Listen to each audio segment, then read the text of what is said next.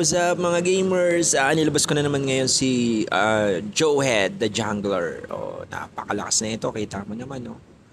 Ang maganda rito yung mga ginamit kong build. Oh, papakita ko rin sa inyo yung mga build ko na ginagamit dito. So, naka-jungle item tayo dito kasi ayaw nilang mag-core eh. Ako na lang daw ang mag-core. Wala nyo naman yung mga kampi ko. Pinilit na naman ako sa mga bagay na hindi ko gusto. So, try din natin, no?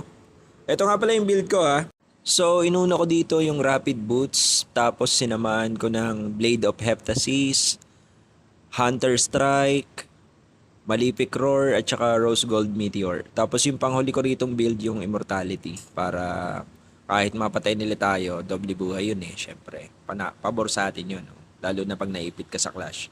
Kaya maganda rito rin, ano tayo guys, custom Assassin Emblem tayo. So, gumamit tayo ng Agility, gumamit tayo ng Season Hunter, at saka Killing Spree. Yun yung setup ko rito kay